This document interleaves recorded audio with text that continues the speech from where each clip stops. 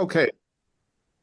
Good If evening, everyone, and welcome to the Brian Crombie Radio Hour. So, Donald Trump, the President of the United States, has been talking a lot about borders, about artificial borders, invisible borders. He wants to wipe them out, create this, Canada, United States country. And he talks about a 1909 treaty that I think was actually about water. And so I got recommended to me by one of my guests last week of the best person in all of Canada to educate us on what's going on.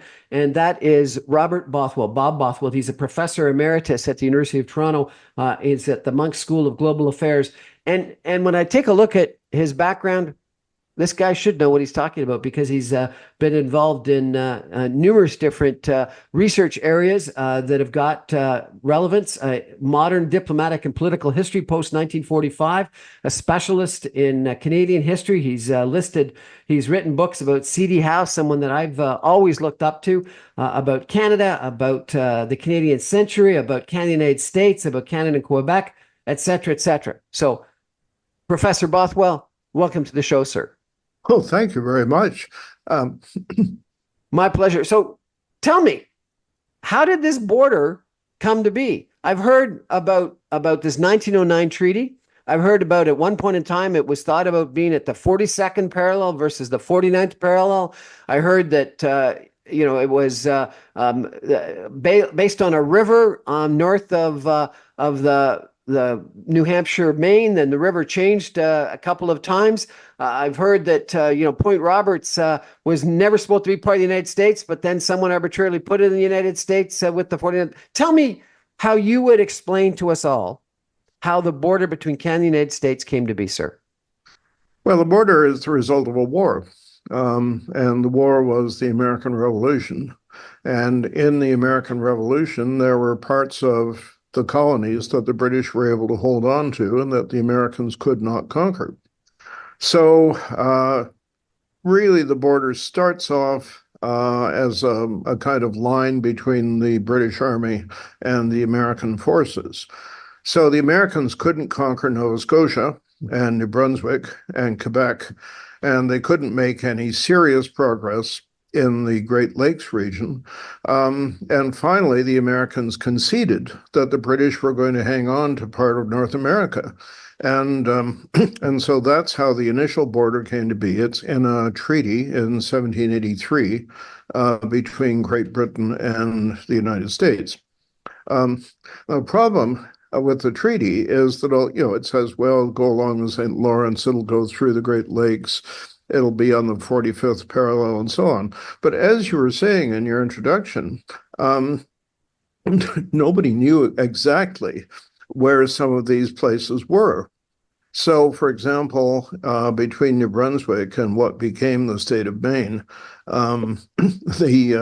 nobody knew exactly which river was the St. Croix River. Was it this one? Was it that one? And so that all had to be worked out in the years that followed. And you're right. The border between what's now Quebec and also the state of Maine and New Hampshire, nobody was quite sure where the height of land between rivers draining into the Atlantic and rivers draining into the St. Lawrence were. And nobody was quite sure which of the many streams was the St. John River. I mean, I could go on. And then, there are islands in the Bay of Fundy, and which was which, and where did the line go? So, there were a lot of things that came up because of the geographical imprecision of the period. And then if you go west, the border is supposed to go from Lake Superior to the headwaters of the Mississippi. So originally the idea was that the British territories would have access to the Mississippi. Although, headwaters usually means a lot of really small, tiny streams. So what the hell? Anyway, so nobody knew where that was. The assumption was the Mississippi went further north than it actually did. So that was the first part of the border. And then the second part of the border is an agreement between Great Britain and the United States in 1818. And that set the border from the Lake of the Woods to to the Rockies along the 49th parallel. And as far as the British were concerned, this is all uninhabited territory, although, of course, it was inhabited by Native Americans, or First Peoples, as they're now known.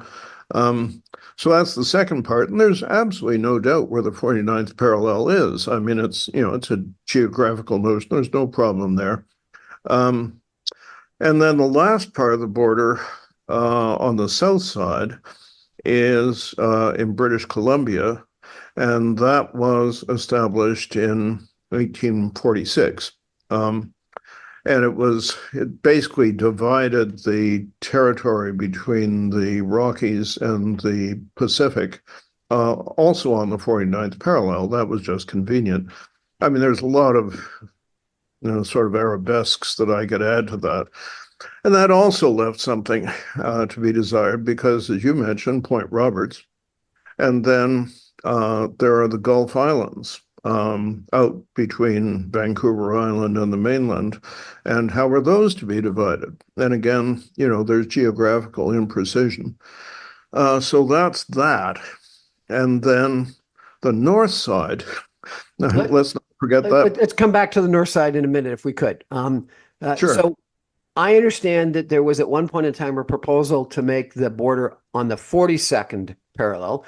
You've mentioned the 45th parallel, and it ended up being the 49th parallel. Why the 49th? Why not the 42nd or 45th? And when were those under consideration, if you could, sir? Well, the 49th is just where the Lake of the Woods is. That was where the border had reached by that point. And it had been determined, surveyors had gone out and everybody agreed that between Lake Superior and Lake of the Woods, this is how it went. So it sort of squiggles, though, up there between Lake Superior and the Lake of the Woods. But there was never any serious possibility that would be on the 42nd parallel. I mean, you just consider where the 42nd parallel is. It would give Canada all of the Great Lakes. Well, yeah, except Detroit and Chicago. Well, I'd like to live in a counterfactual world too. But that's just a notion that was never taken seriously. It was never seriously negotiated. I mean, the 42nd parallel takes us, if you press it across the continent, that's Northern California on the other end, and everything up there. The Americans would never have conceded that, and we would never have got it. I mean, as far as the British were concerned in the early 19th century, this was just something that had to be tied up and put on the shelf. They didn't want to go to war or have a renewal of the War of 1812. So, I mean, the British were trying to get something that the Americans would accept, that would be convenient, and that would reestablish a lasting peace in North America. And in fact, it contributed to that. So, I mean, the 42nd parallel is just, something people dream up when they're thinking really of science fiction. Okay. I apologize for dreaming it up then. You mentioned the 45th. When was the 45th parallel under consideration? Well, the 45th parallel is the boundary between New York State and Vermont and the province of Quebec. And the 45th parallel recognizes the fact that the British had control of Montreal and the Americans were never going to get it, and that Montreal was absolutely important to the British. So 45th parallel defends Montreal. I mean, it's far enough from Montreal for a defensive line. And in fact, the British had held that in battle during the War of 1812. So the 45th parallel made sense. And then the question of where how that could be extended, it was never seriously considered that it would go out, across Michigan or, Minnesota, et cetera. Again, that would have been the wrong place for it. I mean, the British initially had some idea in, 1783 that maybe they could preserve their native allies to the west. But who knows how that actually would have worked out? Would it have been an independent native state? Would it have been a British colony? Would have been attached to? Anyway, they gave it all up in 1783, and it never arose again. Let me ask you another question then. The Louisiana Purchase, when was that? And I understand that that was for all of the land where the water goes into the watershed of the Mississippi, and that would have actually gone up into Manitoba at one point in time. And the opposite was everything that drained into Hudson's Bay, which doesn't take in all of what we think of as the prairies. And so therefore, if we had actually gone with the Louisiana Purchase, the United States would have actually taken more of Canada. Is that correct? Well, the United States would have got a bit around the Milk River in southern Alberta. But actually, Manitoba would have extended south into Minnesota and North Dakota because that's the Red River, and the Red River drains north. And so, actually, had the watershed argument actually prevailed, then Manitoba would have been larger and would have had actually a great swatch of good agricultural land to the south. The Milk River area, it's definitely drains into the Mississippi ultimately, but it's not as large. So actually, on balance, I think the British would have done relatively better if the watershed argument had prevailed. And this was in what, 1818 or in 1787 that it was gone? 1818.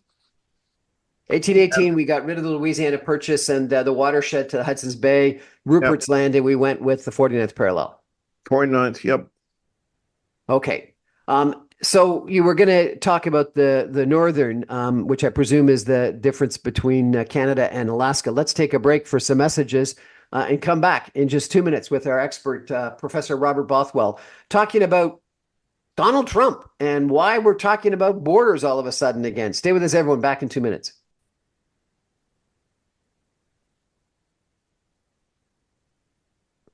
Welcome back, everyone, to the Brian Crombie Radio Hour. My guest tonight is Professor Robert Bothwell. He's a professor emeritus at the University of Toronto, currently associated with the Monk School of Global Affairs. And we're talking about the Canadian-U.S. border. I don't know why we're talking about the Canadian-U.S. border. I thought this was sort of decided long ago, but Donald Trump says it's an invisible, artificial border that he wants to erase.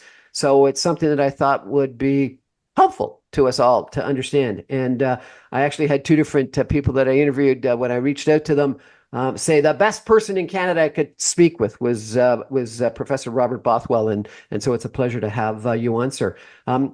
Just to give everyone a sense of Professor Bothwell's publications and research in the past, he's got a publication, Trudeau's World. This is the older Trudeau, not the current Trudeau. Insiders Reflect on Foreign Policy, Trade, and Defense, 1968 to 1984.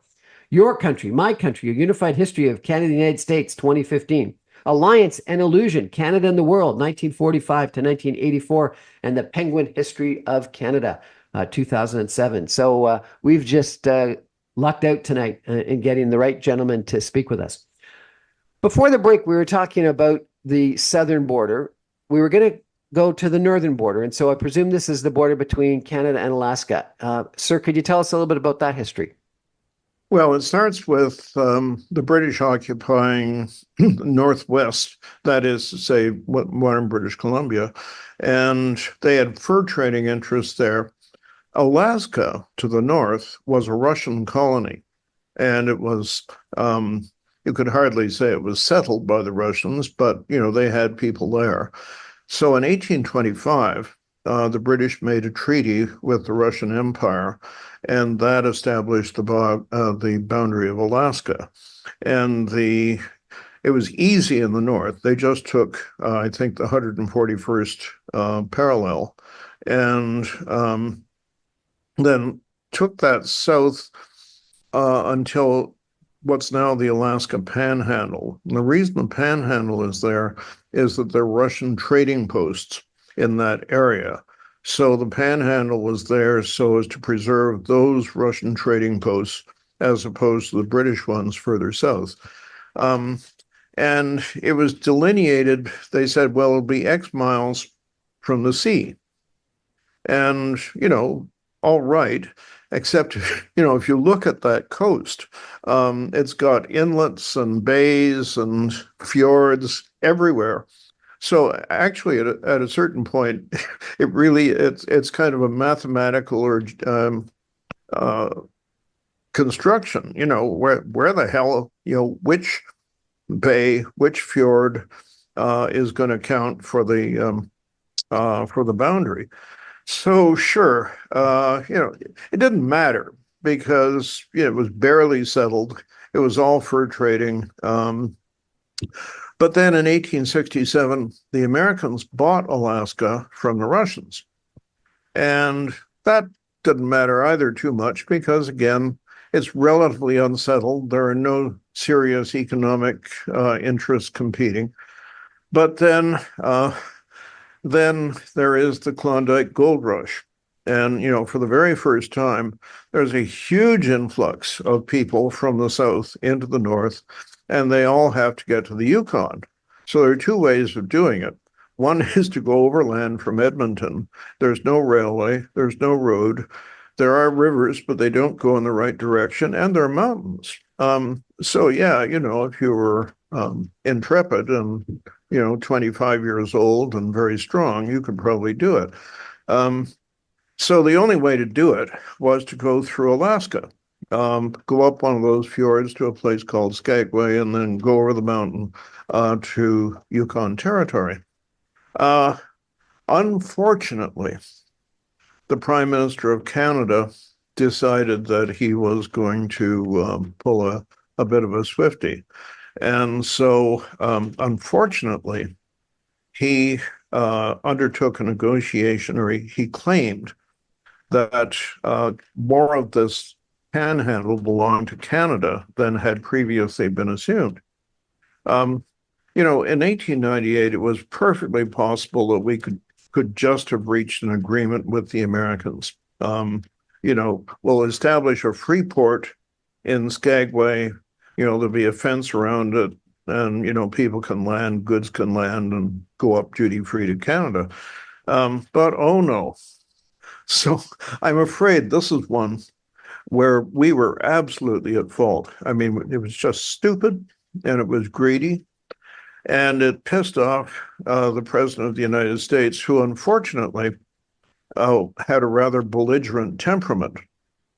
Now, the difference between Theodore Roosevelt, the president, and Donald Trump is that Roosevelt was really smart. And he was very well educated. He liked the British. He'd actually worked in Canada. He knew Canada. He admired what had happened in the War of 1812. He was basically a rather fair man, even if he had an excitable temperament. So he said, well, you try this and I'll send troops. And the British had a stroke and said, no, we'll arbitrate it. And Roosevelt said, that's fine as long as I win the arbitration. So they went through this charade in London, and the arbitration decided in favor of the United States. But in my opinion, the Americans had the better claim, and Laurier was just hopeless.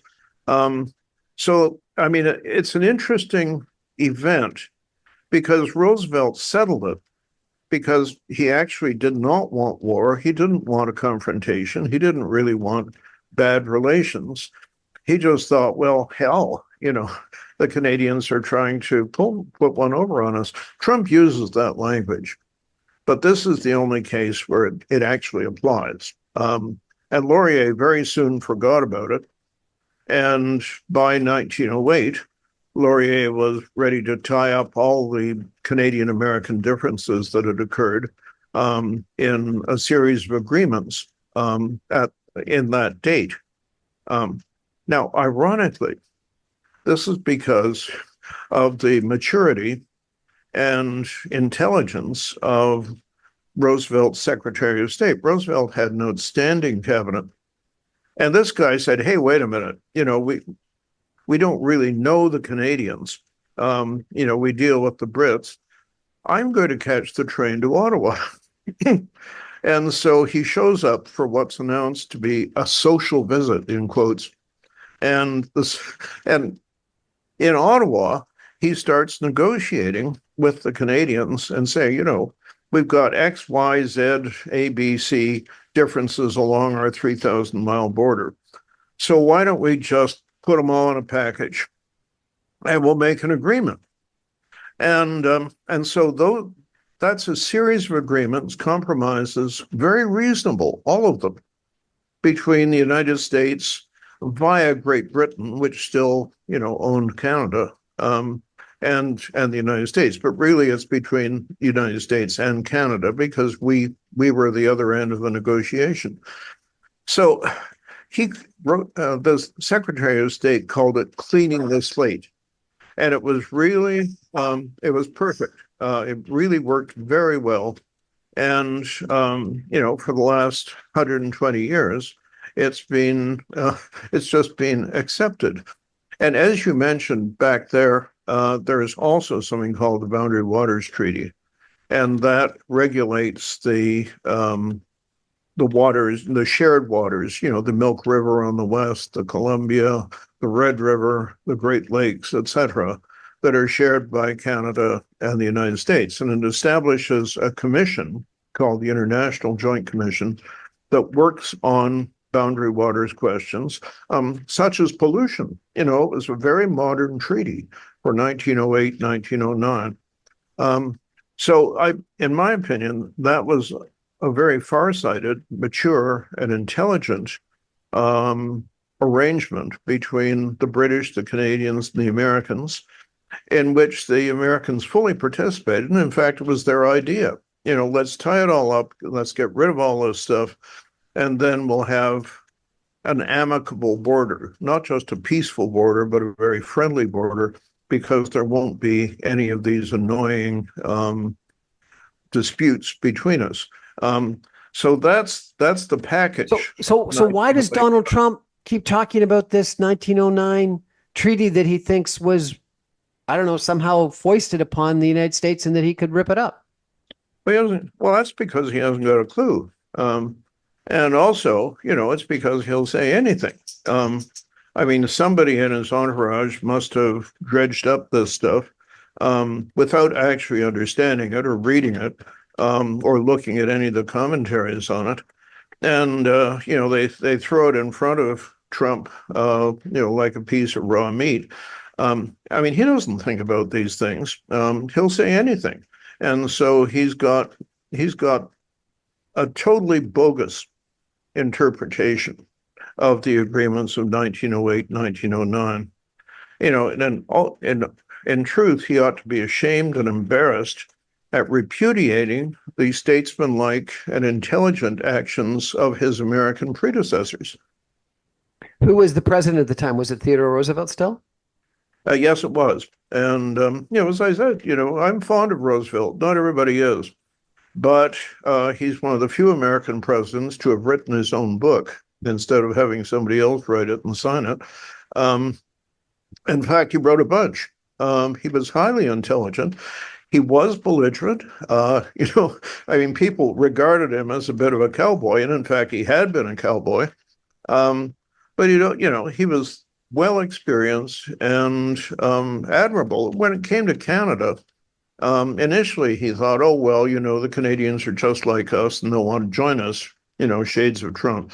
And then later, in World War I, he came north to Canada and participated in the Canadian election on the side of the government of Canada, and said Canada has earned its place among the nations. Roosevelt's a complicated guy, but boy, was he different from Trump. So tell me, if you could, sir, a little bit about the times that the United States has wanted annexation of and/or invasion of or ownership of Canada. Clearly, the War of Independence, when in 1776, when the United States was created, was one. But I understand that obviously around the American Civil War was another one, and then we hear about McKinley wanting to annex Western Canada in the 1880s, 1890s. Tell us some of those sort of different times that the United States had its designs on Canada. Well, I mean, it starts in 1775, even before American independence. There's a common assumption among um, all the incidents where the Americans have, said, well, we'd like to join Canada or have Canada join us. It was always assumed that it would be voluntary. In other words, that the Canadians would just get tired of being a British colony, or get tired of being a relatively small in population country. And so they'd see the United States, and eventually, the penny would drop, and the Canadians would decide of their own free will that they would join the United States. And in a way, that kept the Americans from invading us. Because the proposition is, well, why the hell should we invade them when in fact they're going to want to join us sooner or later? And that is a thread that appears even in the War of 1812. The American army arrives in Canada, and they noticed that, well, most of the people in the area they were invading are born in the United States. They're going to want to join us. And then when they didn't, they burned their houses, raped their women, destroyed their crops. And guess what? They didn't want to join.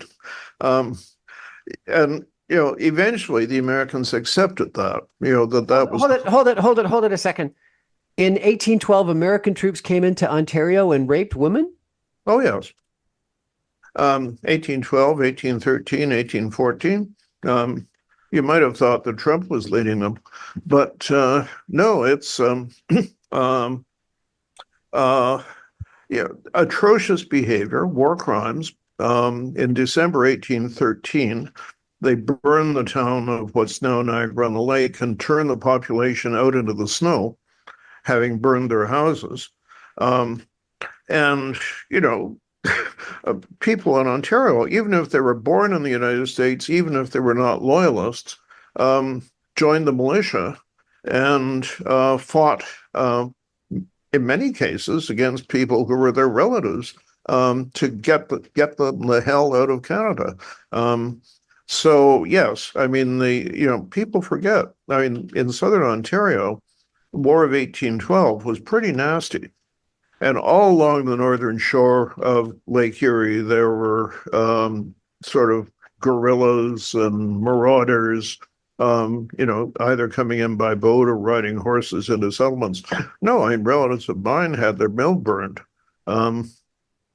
So sure, it was a nasty, nasty period. And that's partly why it left a scar in Ontario, perhaps more than it did in the other provinces to the east. And tell me about the burning of the White House, because someone told me the other day that it's ironic that Americans are so proud of an anthem that really is about the burning. Well, this was in response to the sacking of the town of York, which is now Toronto, by an American expedition in 1813. Then the burning of Newark, which is Niagara-on-the-Lake, those two incidents. Yes,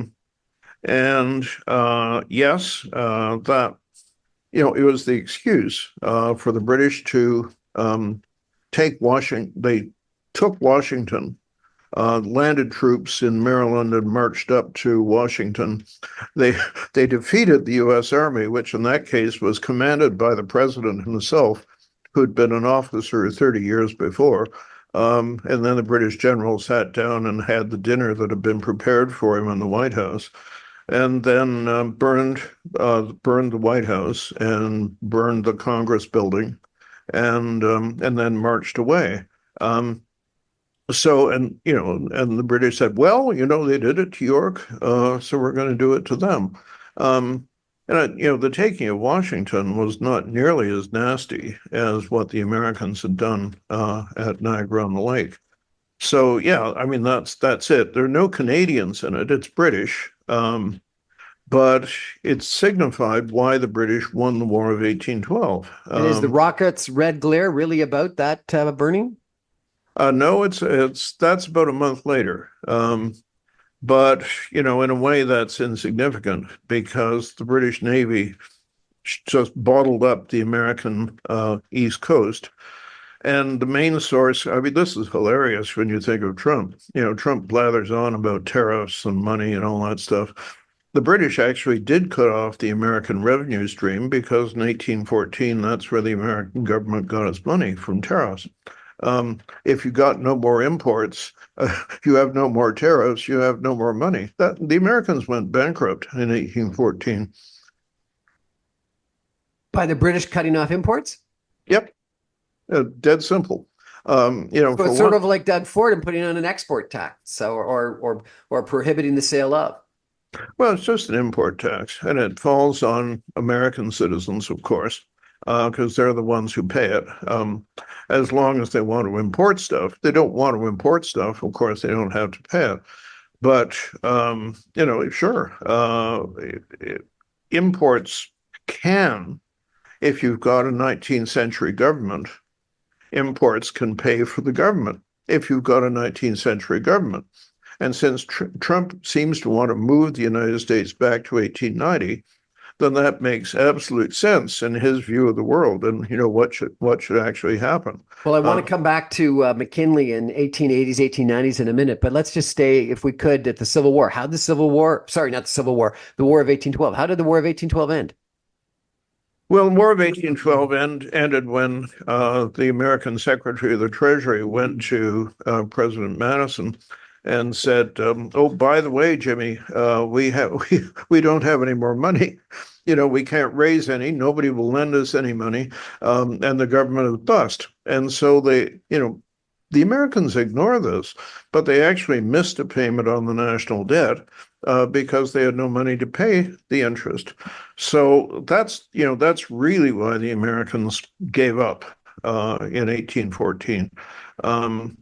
And they got very good terms from the British because the British said, we want peaceful and friendly relations. So after a while, no, we're not going to do this, do that, and we're certainly not going to send our victorious army from the Napoleonic Wars all the way over to North America and have yet another war on top of the 25 years of war they'd already had with the French. So, I mean, that's the War of 1812.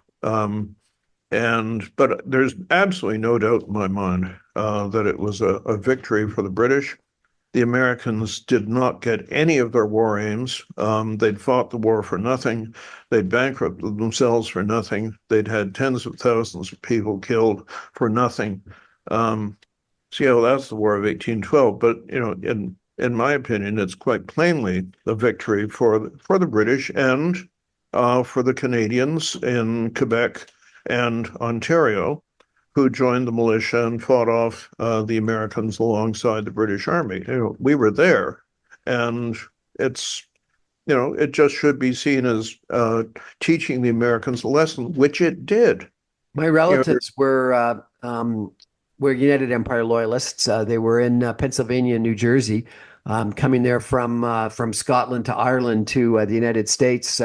And there's stories about them being tarred and feathered, and their homes being taken, and them having to trudge to southern Ontario, where they made their lives and fought in militias during that time period. At least the next generation did. So I appreciate it. I didn't realize that there were war crimes and rapes and burnings, and so I appreciate you telling us about that. We're going to take a break for some messages and come back in 2 minutes, and I'm going to ask about the time period with the threats of annexation right before Confederation, and then also the time period with President McKinley, who it would appear Donald Trump really admires, and ask our expert professor about those two time periods in our history. Stay with us, everyone.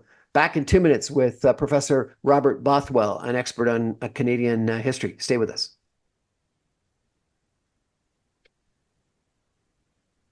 Welcome back, everyone, to the Brian Crombie Radio Hour. We're talking about Canadian American history. We're talking about the border. We're talking about American designs on Canada. We've talked about the creation of the border and some of the treaties. We've talked about prior to the War of Independence. We've talked about the War of 1812.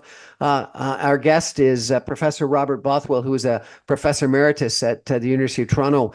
And he's written and studied Canadian American history quite a bit, obviously. And he's been wonderful to chat with so far. Professor, I understand that there were threats of annexation of Western Canada prior to Confederation, and Macdonald and others, wanted to combat that and did so with number one, Confederation, and the number two, the railway to knit Canada together. Tell me a little bit about what precipitated that threat of annexation, who did it, what was threatened, and why that was the right response at the time.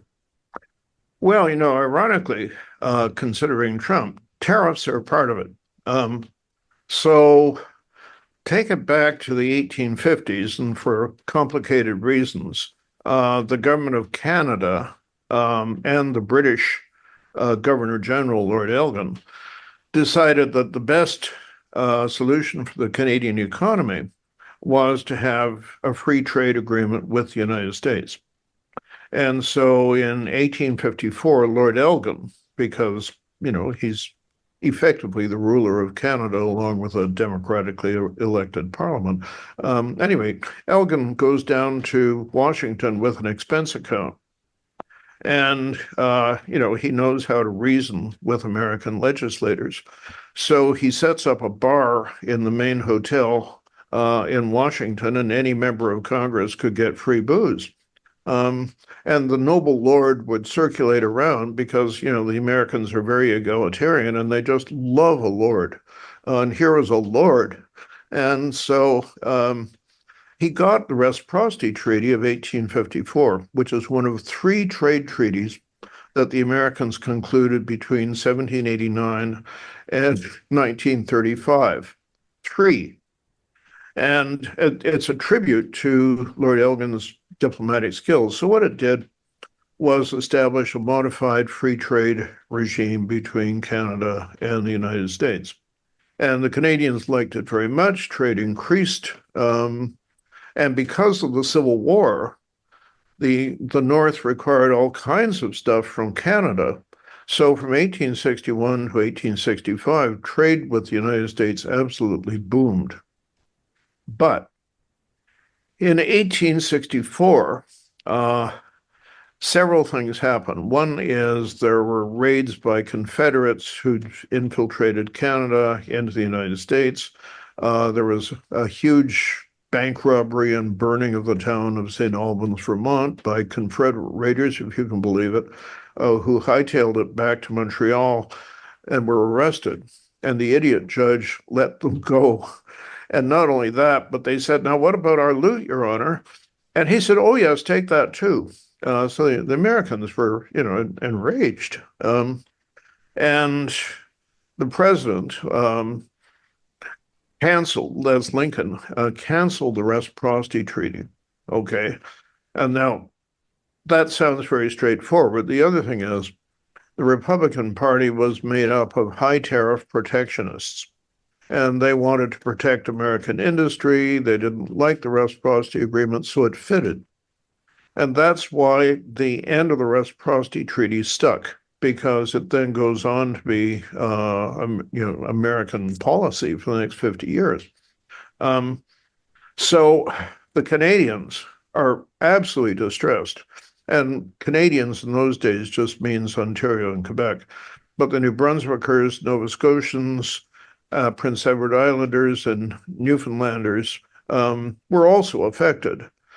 So that is what brought Canada economically together. I mean, it's kind of like abolishing the interprovincial tariff barriers today. It's a response to the cutting off, well, not the cutting off, but the making of trade with the United States more expensive, more difficult, less automatic. So it had a major impact on, and I think it did actually create Confederation. It's the single most important aspect. Um, there is also some talk in the United States about, well, we've got this 500,000 man army. Why don't we just march north? But nobody wanted to do it. It was ridiculous. It was just a project of a couple of people. Some American senators suggested that would be all right if the British would simply give them Canada, just, go to Washington, sign a treaty, and hand Canada over. And the British, of course, didn't want to do that either. Um, finally, finally, there were the Irish. I hate to bring this up, um, but the Irish revolutionaries in the United States who had belonged to the American army and were well skilled, very well trained, decided that they would invade Canada, capture Canada, and exchange it for the freedom of Ireland. I mean, I know that even today this sounds nutty, and it was nutty in 1866. They did invade Canada. And that was another, I mean, they withdrew in a hurry from Canada, having made a sort of statement. But that got people really scared, especially New Brunswick. So that's another aspect. The American government was not in favor of this. They arrested the Irish when they came back to the United States, and they just Where did they invade? they invaded. Let me think. There are three. There's small incursion at the bottom of Quebec. There's a much larger incursion in the Niagara region, and there's also a demonstration on the frontier of New Brunswick, which is very convenient. I mean, my grandfather got $1 a day serving in the militia on the 45th parallel south of Montreal, in the expectation that the Irish would come over the border.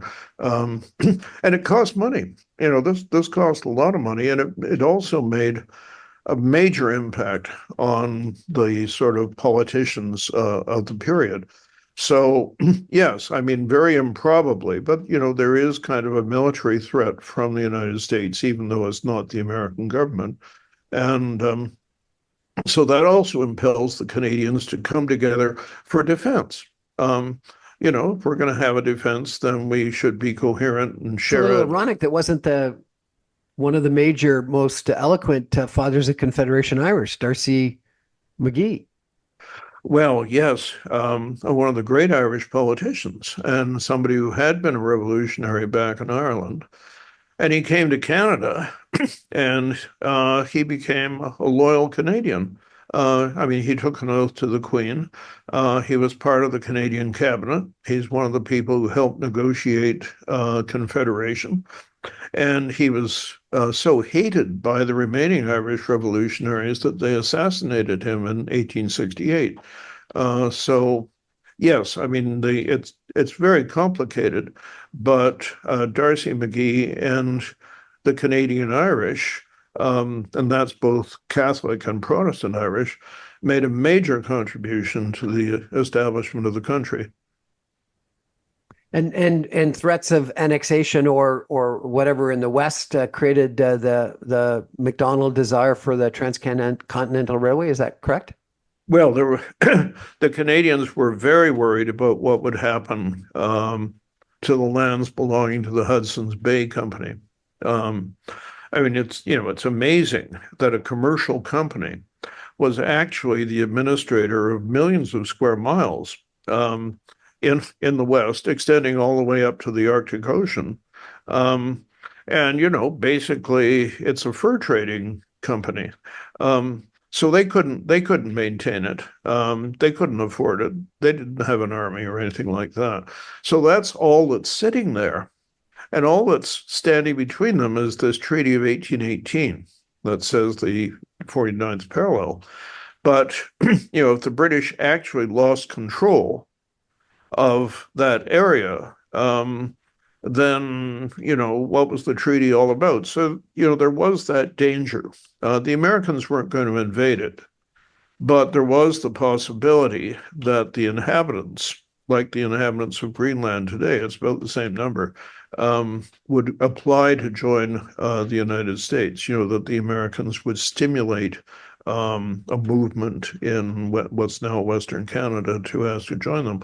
So, yeah, in 1869, Canada buys the West from the Hudson's Bay Company. So it's, sort of Bay days.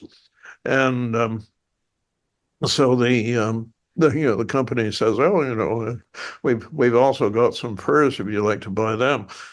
So it's we buy it from the Hudson Bay Company. The British government gave us the money to do it. And so from 1869-70, technically, legally, the land up to the Rockies is now part of Canada.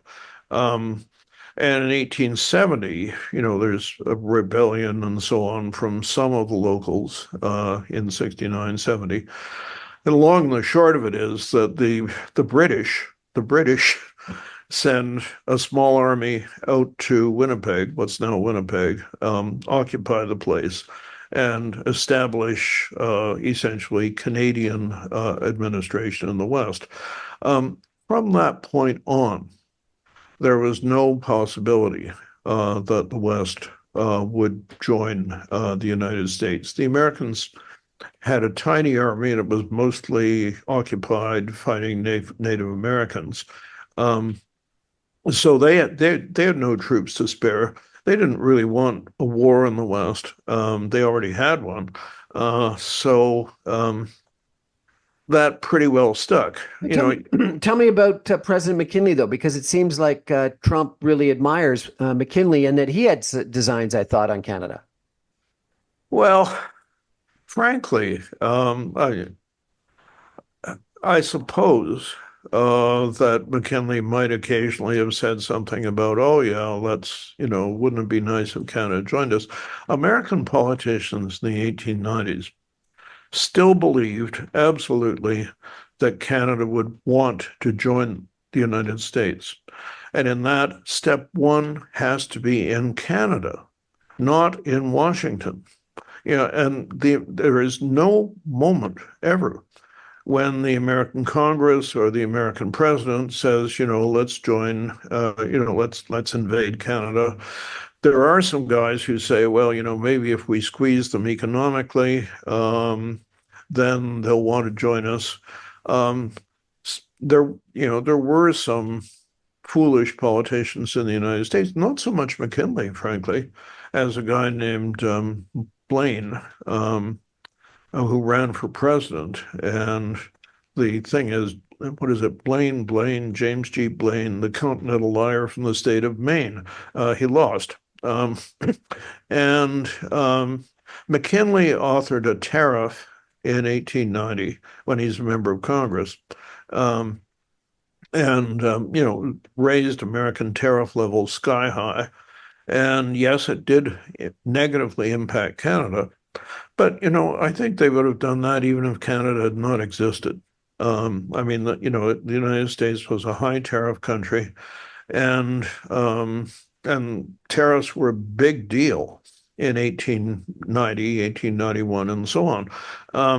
So yeah, the Americans are raising their tariffs, but it isn't absolutely with the idea of annexing Canada. The idea was that the Canadians had to ask for it first, and they were absolutely confident that, slow and dull-witted that the Canadians might be, they would eventually get it, the light would go on, and the Canadians would demand to join the United States.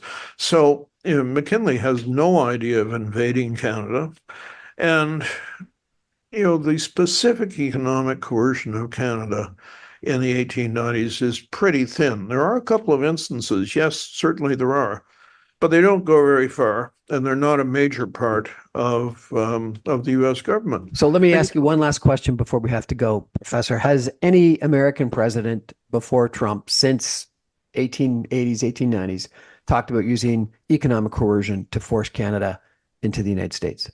No. That's a very short answer, but it's the only answer I can give you. No, absolutely not. None of them. How unusual is this? It's unique. It really is. It's the first time really since 1812 that the American government has undertaken a policy that's specifically directed at Canada and that where the president of the United States, this has never happened before, has said, we'll just use economic warfare. I think that's the term. He has said economic warfare to get Canada to join the U.S. And that, believe me, that has never, ever happened before. You're a very knowledgeable, experienced individual in Canadian U.S. politics. Some people say he's just joking. Other people say you got to take him seriously. What's your assessment? Oh, I don't think he's joking. I mean, Trump, once Trump gets an idea, he doesn't have many ideas, but once he gets one, he sticks to it, clings to it. He may not understand it, but I think that, here's a guy who likes toy soldiers and he likes parades, and his mind really is back there in the 1890s. I'm sure he regrets not having uniforms on everybody. It's just that kind of mind. So, I mean, once he's got that idea in his head, it will stick there. And that worries me a great deal because, how the hell are you going to talk him out of something when, he doesn't have very many ideas.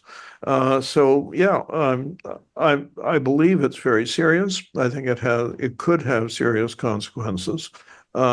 Most Americans, I think, don't take it seriously. They find the idea of an economic war with Canada incomprehensible. Most Americans like Canadians. Most Canadians like Americans. And yet Americans are gradually beginning to see, to hear that the Canadians are really annoyed, angry. And you can see these guys going around saying this does not compute. Why are we having a fight with Canada? So we have to hope that basic feeling among Americans, the idea that Canada is not only not a threat, but also a country that closely resembles the United States, that is their natural friend and ally and economic partner, most Americans, I think, would accept that was the case. So, I think that at present, most Americans, if they've heard of it, think, oh dear. But, we are retaliating economically. Our economic targets are very well chosen. I think the government has given it a lot of study and is directing our economic retaliation at counties and states that voted for Trump. And they're trying to make the point to ordinary Americans and to American politicians that this is really a problem. Professor Bothwell, thank you so much for joining us and educating us on the Canadian American history of the borders, et cetera, and your points of view on Donald Trump. I got to close by telling you I was at Swan Lake this weekend and at the Four Seasons Center for the Performing Arts. And they opened up with a rendition of the national anthem, which I hadn't heard at a ballet ever before. And everyone stood up and sang very loudly. And I almost felt like I was part of a scene from The Sound of Music where obviously there were threats of Germany taking over Austria. And I wondered if we should have ended with, the Maple Leaf Forever or the Canadian Railway Trilogy or something like that. It was as if we were under threat and Canadians were standing up and singing. Professor, thank you so much for joining us. I really appreciate it. That's our first show tonight. Everybody, thank you for joining. I remind you I'm on every Monday through Friday at 6 o'clock on 960 a.m. Good night, everybody.